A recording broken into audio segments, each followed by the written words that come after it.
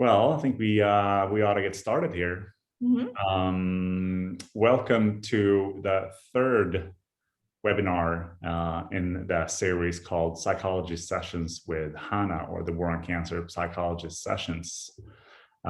Today, we're going to talk about coping with cancer as a loved one and also friend, coworker, the person on the side of the patient. Um, and we're joined with by Hana Jamali. She is a licensed therapist or psychologist and has over 12 years of clinical experience. Just a quick reminder, the people that have joined via Zoom, the browser, if you want to be able to participate in asking questions, we suggest you download, restart and rejoin and download the Zoom app to get the full experience.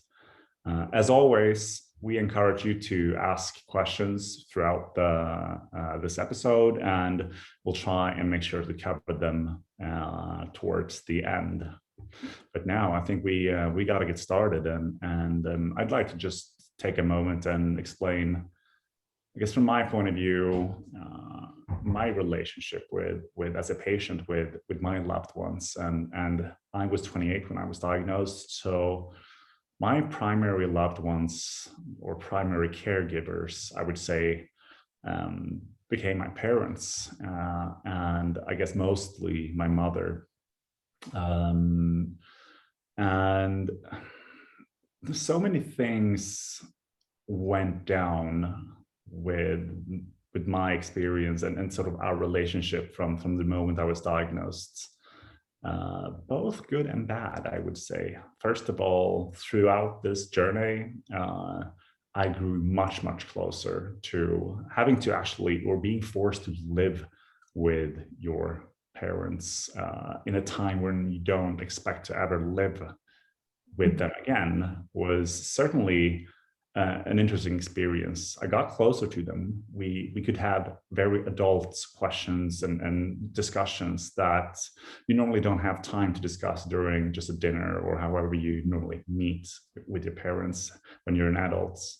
But also a few negative aspects as well. I remember it felt somehow like I became a child again. And that had my mother started treating me very much like a child. And that became a bit weird between us because even though I was ill and sick, I didn't really have I still needed to be treated like an adult and not a child. So I think that becomes a very strange for many parents with children during going through cancer. But I'd like to focus, at least start this conversation around not so much my experiences, but rather the mental health experience as a loved one. Because normally when you talk about loved ones and you raise them in these type of environments or webinars, you talk about how a loved one should act in order to be a better support to the patient. But I think that is discriminating, to say the least, because I think what we need to focus on firstly is the actual mental health of the loved one. And just from looking at my parents and their mental health journey, what I noticed was that they sort of in the first period and probably for the first few years, they were very focused on my survival. And I could tell that they were very much in that actionable mode where they didn't allow themselves to start feeling. And during this time, I had my mental kind of drop and sort of had begun to rebuild myself, and sort of I was growing in my mental health, whilst everything was out of the way, they had their drop. So I could tell that they were really down. And this was 2 to 3 to 4 years after I had been diagnosed. So it sort of seems like it starts later on, the mental health challenges and the journey. And it's only now, 6 years after I was diagnosed, and I've been sort of out of treatment for 3.5 years, that I begin to see that they are beginning to thrive in their mental health. And I noticed a much larger sense of gratitude and sort of appreciation of life. But that was my experience. And sort of hearing this, you as a psychologist, what does that say to you? Is that something you have heard often? Firstly, I would just say I would just like to say thank you for sharing that story. What a beautiful way of describing the dynamic in a crisis and in close relationships. And you're also talking about the dynamic between you and your parents, and especially your mother. And you're also describing something you would say when you're in your young or young adult years. What we do is we usually tend to not slip away, but we get a different kind of relationship towards our parents. We get away from that childish kind of living to becoming more responsible, having more of an equal relationship. And what you're describing now is when you got your diagnosis and when you got sick, you moved back. And that actually changed the dynamic again. So you went back to having that more of a um, caretaker kind of, as when we're young or when we're kids. That's what our parents do for us. So it's really beautiful how you describe that dynamic. And I would say it's quite common what you're describing.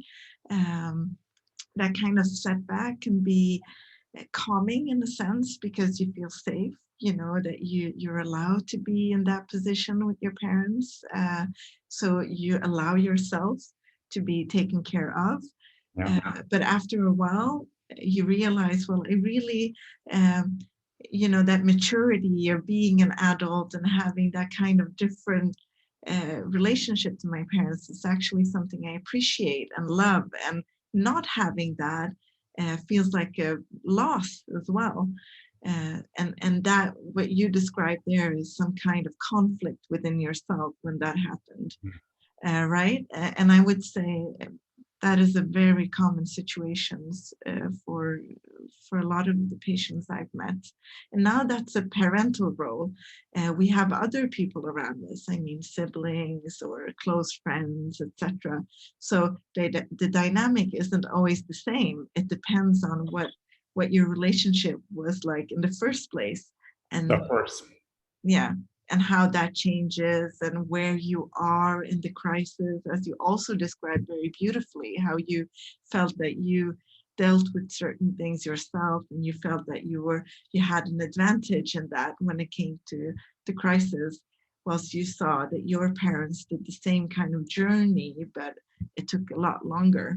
Yeah, and is this common? I think in order to kind of broaden the perspective and move away from just the parent role, because being a loved one can mean a lot of things. I guess let's focus on sort of, if you can you elaborate a bit sort of broadly, I guess start with on the different type of loved ones. And I imagine one of the most common one is a partner.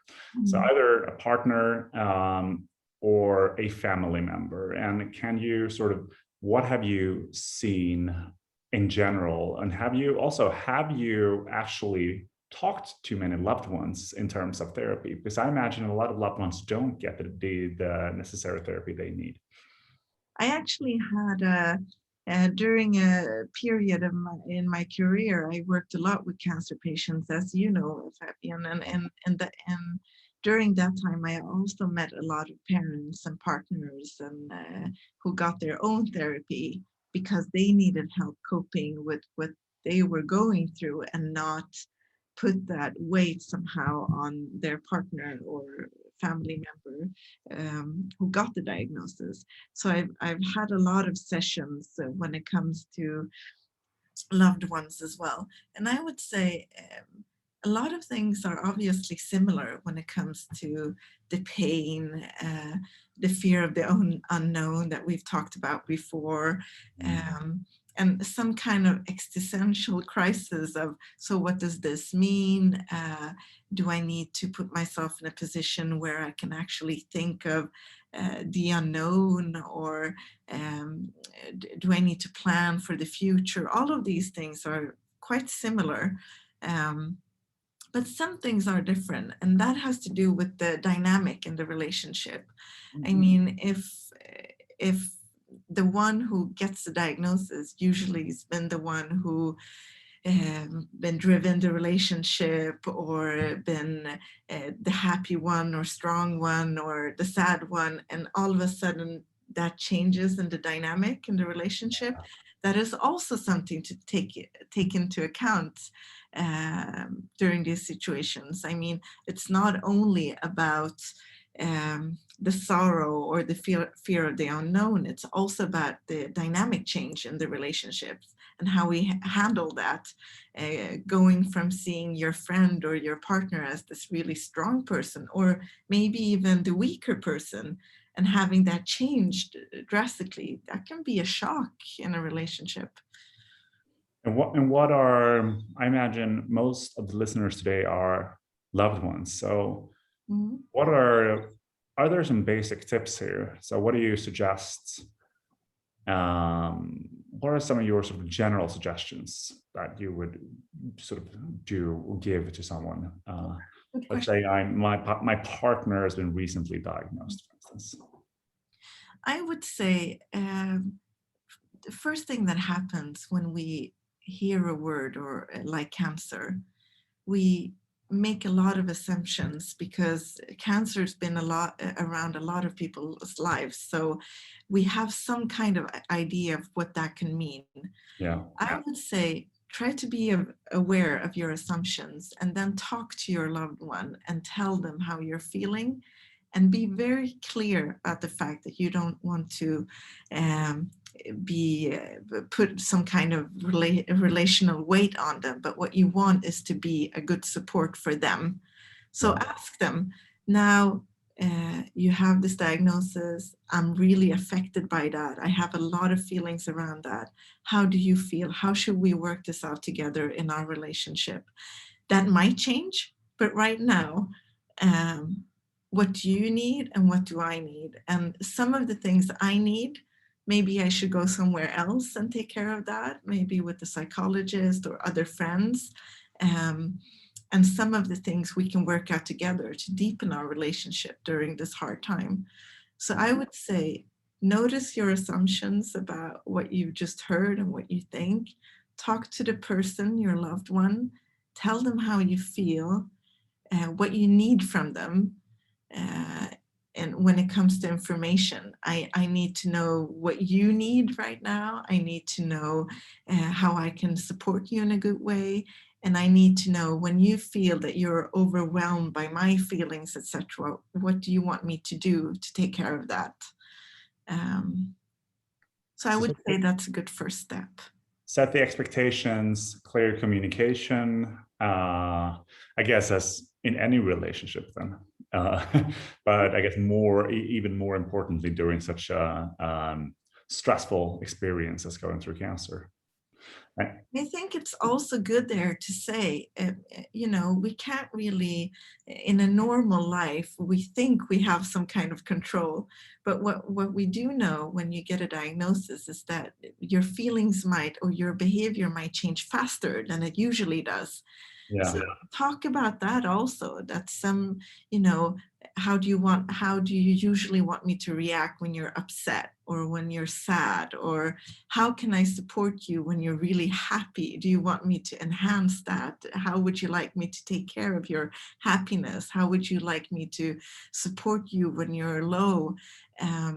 Because something that's quite common when it comes to being a loved one is that you feel that you're not doing enough. And by talking and asking your partner or your family member, you can easily sort that out, and you don't need to handle the worry by yourself. Interesting.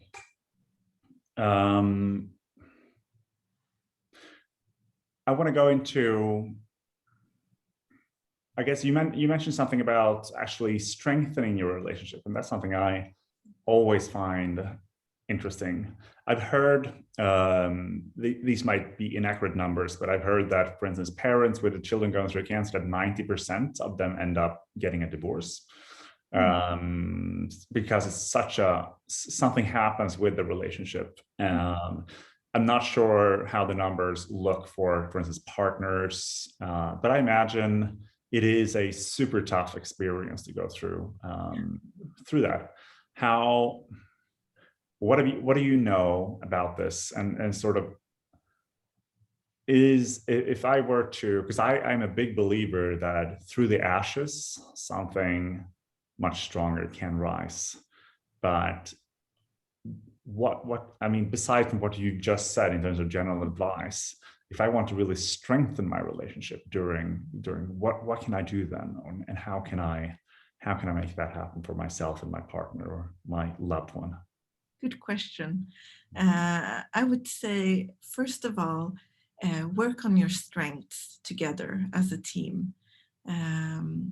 Usually when we're in a relationship, we have strengths together and we have weaknesses together, things we create together.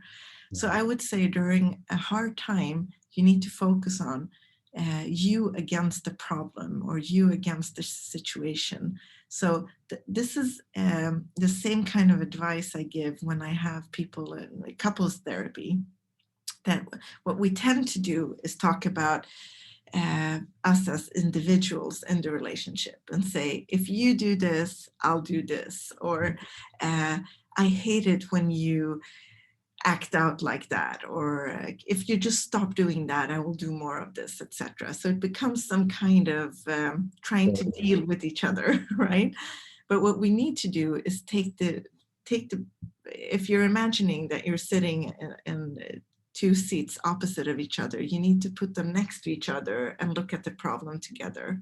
And say, so this happens between us, right? How do we attack that problem that we're doing together? How can we help each other? And usually I would say one important thing is health factors. Make sure that you're both in balance in the way it's possible. I mean, during a diagnosis and depending where you are, that can be really hard, obviously. But depending on the resources you have, what can you do to make sure that it's easier for you to be a team? Like getting enough sleep, making sure you're eating well, all of those important key factors to be able to function. And then you add on things, because when you're having hardship, what you usually do as a couple or even your family members is you tend to look at the problem and try to solve the problem. Yeah. But what you need is more of the things that keep you together to be able to accept or handle the problem instead of solving the problem. Because when you do, you will have more tools to actually attack the problem. Yeah. So when you have good situations together, etc. And I'm thinking about the situation you told me about here in the beginning, about how you felt that you kind of lost your connection with your mother. And a lot of people say that. They've told me that as well. And I think a lot of that is because you lose contact with what you love to do with each other. So I'm not saying forget the problem or that there are problems. What I'm saying is try to build on your strength to be able to tackle the problem. So go out and do things that you like. If you can't, if you're not able because you're sick, then try to do that, but in a different kind of context. Yeah. So that's advice. Focus on what you have. Focus on what you have and build on your strengths together as a team, not as individuals. It's funny. Whenever I think of it, all these advice, they apply to just any relationship, really.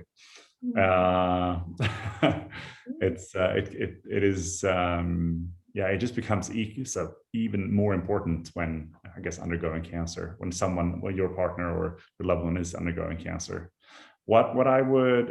I have someone who's very close to me, whose partner is currently going through cancer. And what I noticed is that person has really sort of dropped out of everything, of his social life, and is very much just connected to, he spends so much time with his loved one, and has, I guess he's just repressed his own independent needs, social needs. Is that a common thread? And what do you suggest? I personally believe that it's that keeping your independency and making sure that you do your things as well, when as a loved one, is important. But what do you suggest here, or have you heard about this often? Yes, definitely. I think one aspect of that is the fear that you're clinging on because you're frightened to do things on your own again, or you're afraid you will miss out on time and other things. So it's not necessarily, it doesn't necessarily come from a good place in the sense that you want to be more with your partner. It's more driven out of fear. Yeah. So, and I think that is an important factor to talk about as well, and to make sure that you're actually forcing yourself out doing things, because that will also give you energy back into the relationship. And something I usually tell my couples, especially couples in crisis, that I would say is a quite similar thing, is that what you need to do is to bring more information or more perspectives into the table. So when you're too much into each other, or not doing or experiencing other things, you won't be able to surprise your partner. You won't be able to bring out something new in them, or and that's another beautiful aspect of relationship. It needs elements of, you know, surprise, of fun, or Yeah. just Variation. new things. Yeah, I saw this thing happening on the street, and I thought I'd tell you because you would find it funny. I mean, just a small story like that can give the other person some kind of energy, or even makes them remember why they fell in love with you, or why they love you. So it's important. Nice. How important is it to connect with other loved ones in a situation like this? Um, I'm really glad you asked that question, because something that I've noticed a lot, and I wouldn't dare to say if the research supports me or not, but is that I usually see people closing their networks, or making sure they're only hanging out with a few people, which in one sense you can understand, because you want to pick the ones that are really close to you. But then again, if you stop doing things that are giving you some kind of energy and perspective, then you also might lose the things that are important to you. So having the choice of sometimes choosing not to do things is something good. You don't need to have that, the only pick out the good things in the buffet you love and keep them, because then you might not appreciate them as much either. So it's a good thing to have variation. It's a good thing to spend time with people, friends, or doing activities that you don't put highest on your list, just to be able to have more experience, and to be able to really focus and be close to the people you do love and the things you do love. Because I've seen some kind of life cherry picking. Do you understand what I mean? Like I just want to maximize what I have, and I can completely understand that from an emotional perspective, that you want to take care of the things you have around you, which is beautiful. But since our mind can't really focus like that all the time and be aware and be, you know, loving, we need perspective to be able to really have those moments more. So Exactly. that's really what I'm saying. Yeah. And I guess perhaps that you kind of started answering that question, but how important is it to find other loved ones in a similar situation, as in connecting with, you know, another loved one whose partner is going through cancer? Yeah. Through, for instance, I mean, of course, referring to also leading back on the community that we have built, Yeah. the World Cancer app, which is open for people, not only people in treatment, but also the loved ones as well. And we see a lot of connections happening there. People finding each other and sharing their experiences with each other, and sort of thus finding strength in that sense of belonging. Is that as important for loved ones as it is for people in treatment? I would say it's really important, and I'm thinking the success of War on Cancer also shows that it's we need platforms, and we need each other, and we need experiences. It's like there's a lot of other experiences to compare with that, having kids or losing someone or moving in with someone, separation, death. Yeah. Uh, we know that we as people, we need connection, and we need to be able to share our stories and feel that we've been heard. And sometimes having similar experiences is a way of being heard, of seeing that connection in another person's eyes and just feeling that you belong. It's Yeah. really important to us to belong. Someone saying, I've been there, done that, I know what you're talking about, Yeah. goes a really long way. Hmm. Um, Exactly. yeah. Great.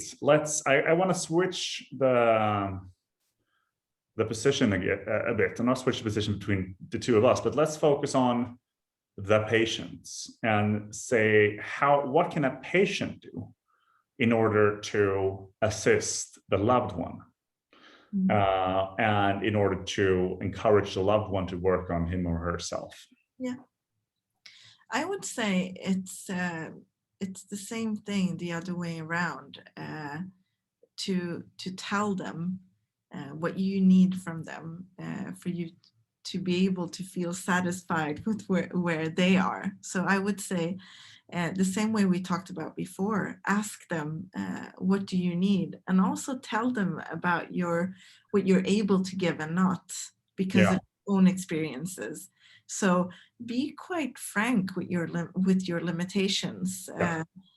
Tell them, and you can even say, I don't know what that will be like in 2 weeks even, but I know now that what I can offer or what I'm willing to do are these things. What I can't offer is to be your shoulder to cry on when you need it 24/7, for instance, if you feel that you can't. But be really clear on what you can and what you can't offer. And that's a really important thing to help them. Yeah. That's good advice. And I've just been, this is something we've heard from many patients as well, that often in the cases that patients are the ones comforting the loved ones, because the patient can control, because the patient is experiencing everything internally. It's easier to control what's going on for them. They know, I think, whilst a loved one is often, I guess, expecting the worst, also expecting the worst of pain, and sort of suspecting that. I guess that's just something we've heard often. Speaking of, being the shoulder to cry on. I think every patient can relate to that, but sometimes that's, it's necessary as well. We have a question from Jennifer. Yeah. I'm a cancer survivor who was a caregiver last year. I had many struggles. How to be support and not to be her cancer journey be a trigger for me, and how not to let my feelings, fears, and experiences come into play when I'm trying to support her. Yeah, good. Very good question, Jennifer. I would say it's the same thing here. Be clear to your loved one how you're feeling in advance, and tell them, I'm struggling with all of these questions. I have my own story. I'm seeing you going through this, and that triggers a lot of things within me. Some of the things I would love to share with you. Some of the things I'm afraid will be too much, or that I'm, taking the light from you. So help me. What's okay? Yeah. What's okay? And trust them. If they say certain things are okay, then it's okay. And if you feel that they're not, that you're getting different kind of reactions, talk about that. You're saying that it's okay, but I'm seeing a different reaction. Is that just how you're feeling today? Or Do we need to change what we talked about? That's completely fine too. I've noticed when you give advice to loved ones, you often give them in the context of how they should relate to the patient, which makes sense. But what about, there must be other things a loved one can do to work on their mental health Yes, than definitely. just Of course. talking, being clear about expectations and these type of things. Yeah. What are some of the best tools that you give to loved ones? I would say the best tools are to work on on the things that matter to you. So a way of coping with hardship generally is to make sure that you have, when you're going through something hard, you need to have more capacity. You need more energy to be able to do that. What we tend to do during a situation like that is to isolate ourselves or to flee, right? That's how our brain is wired. So what we need to do is somehow work against our brain, which takes energy as well. So I would say take time for yourself.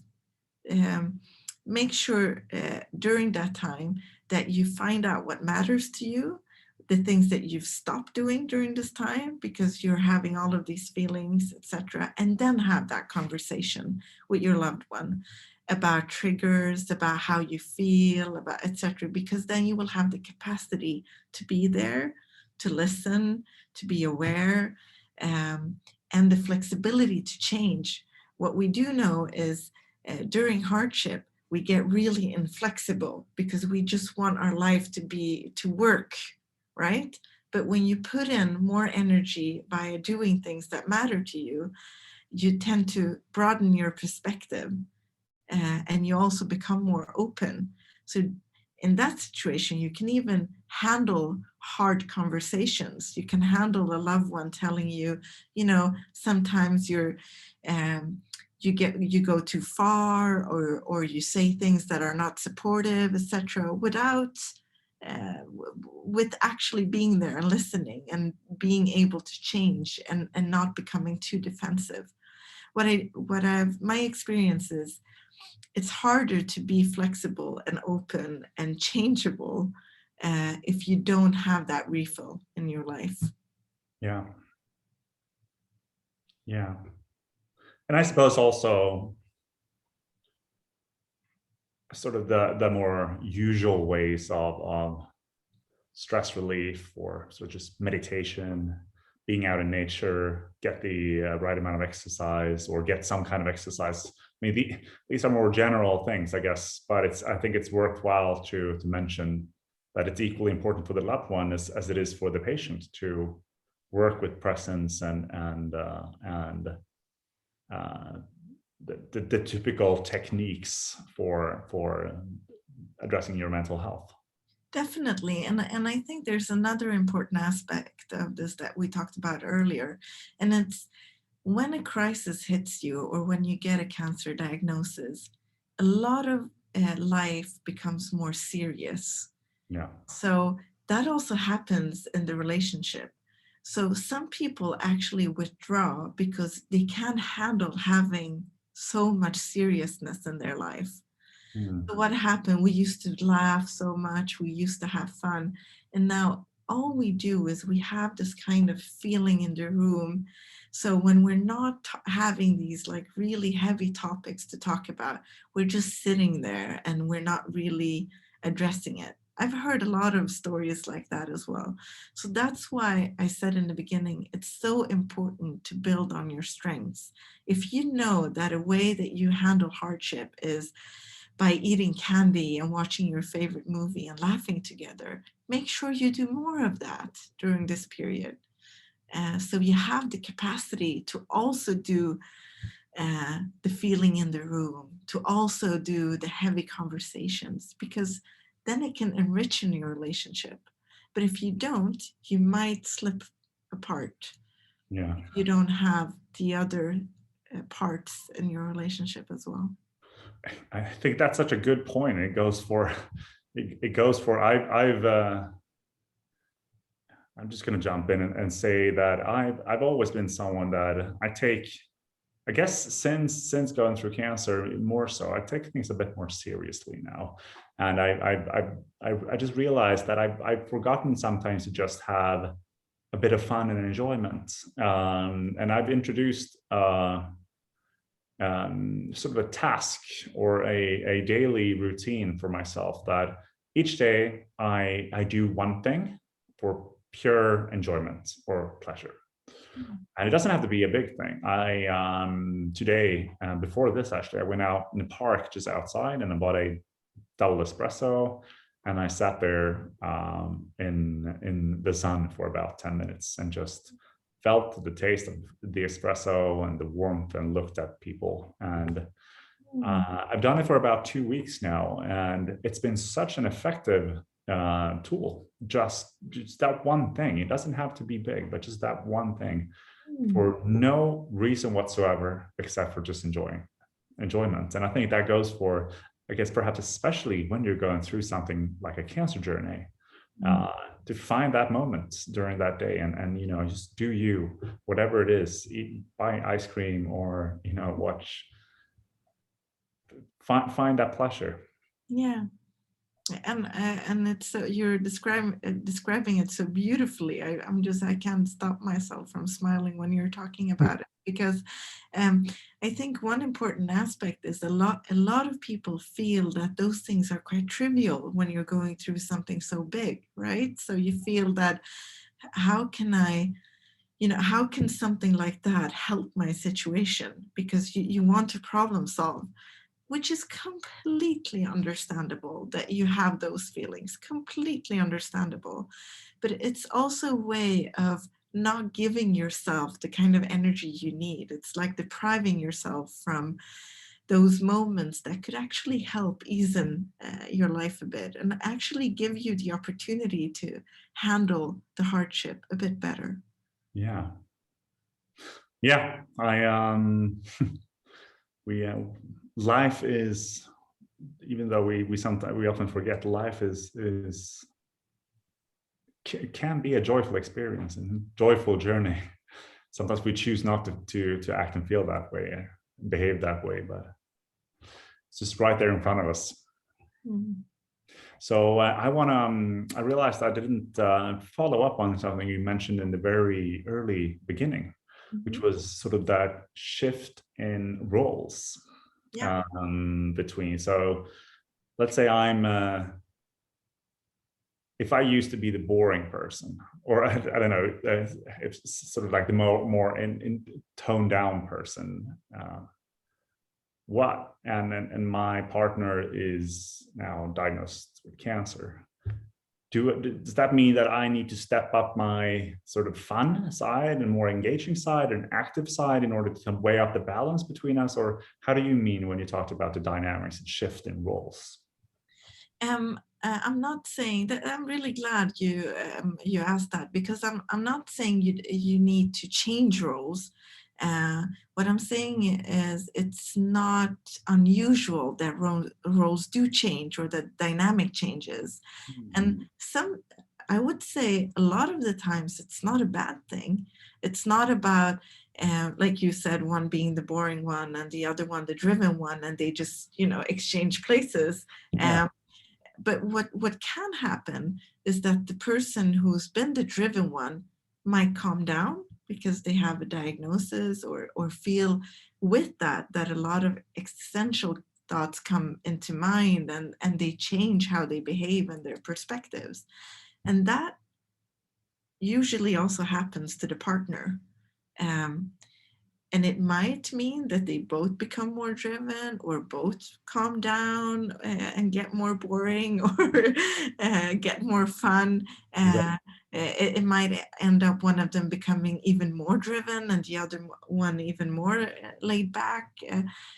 But usually something happens when we're in a crisis.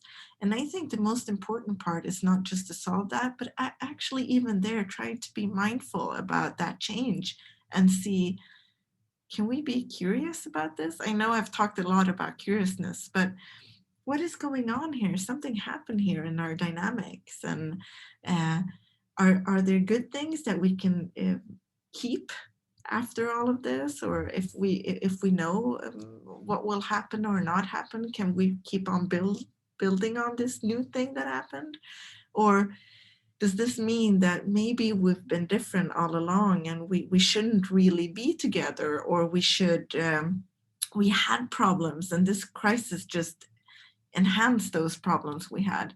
Because I would say usually problems don't appear because you're in a crisis. What happens is that they usually deepen, or you get new insights. So Yeah. in a way, I would just say be more aware. If you want to talk about it, but the most fun thing to do is to be curious about what is going on between you. Yeah. Curiosity. That's a good word. Mhm.